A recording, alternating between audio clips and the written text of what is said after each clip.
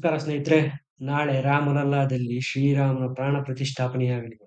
ಇದರಲ್ಲಿ ಮನೆ ಯಜಮಾನನಂತೆ ದೇಶದ ಪರವಾಗಿ ಪ್ರಧಾನಿ ಮೋದಿಯವರು ಭಾಗವಹಿಸಲಿದ್ದಾರೆ. ಇದಕ್ಕಾಗಿ ಅವರು 11 ದಿನಗಳ ಕಾಲ ಯಮವ್ರತವನ್ನು ಮಾಡ್ತಾ ಇದ್ದಾರೆ. ಈ ಸಮಯದಲ್ಲಿ ಅವರು ಆಹಾರವಾಗಿ ತೆಗೆದುಕೊಳ್ಳುವುದು ಕೇವಲ 2 ಎಳನೀರುಗಳನ್ನು ಮಾತ್ರ. ನಿಮಗೆಲ್ಲ ಗೊತ್ತಿರೋ ಹಾಗೆ ರಾಮು ಮೂಡಿಬಂದಿರುವುದು ಕನ್ನಡಿಗ ಶಿಲ್ಪಿ ಯೋಗಿರಾಜ್ ಕೆತ್ತನೆಯಲ್ಲಿ. ಮತ್ತು ಈ ಶಿಲೆಯೂ ಸಹ ಕರ್ನಾಟಕದ್ದೇ.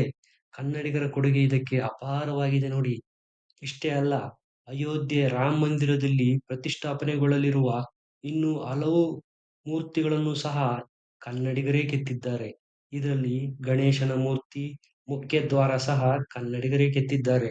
1000 ವರ್ಷಗಳ ಕಾಲ ಯಾವುದೇ ಬಿರುಗಾಳಿ, ಮಳೆ, ಚಂಡಮಾರುತ, ಭೂಕಂಪಕ್ಕೆ ಜಗ್ಗದೇ ಇರುವ ರೀತಿ ನಿರ್ಮಾಣ ಮಾಡಲಾಗಿದೆ ಈ ರಾಮ ಮಂದಿರವನ್ನು. ಸಿಡಿಲು ನಿರೋಧಕವನ್ನು ರಾಮ ಮಂದಿರಕ್ಕೆ ಅಳವಡಿಸಲಾಗಿದೆ.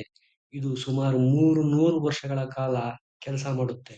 ಲೈಟ್ನಿಂಗ್ ಪ್ರೊಟೆಕ್ಷನ್ ಅಳವಡಿಸಿರುವುದು ಸಹ ಕರ್ನಾಟಕದ ಬೆಂಗಳೂರಿನ ಜೆಇಎಫ್ ಅನ್ನೋ ಕಂಪನಿ.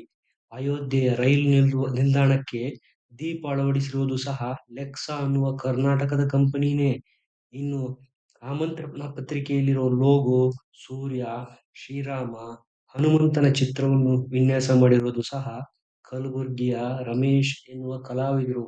ಕನ್ನಡಿಗರ ಕೊಡುಗೆ ರಾಮನ ಕಾರ್ಯದಲ್ಲಿ ಗಣನೀಯವಾಗಿದೆ ಅನ್ನೋದು ಇಲ್ಲಿ ನಾವು ಗಮನಿಸಬೇಕಾದ ವಿಚಾರ.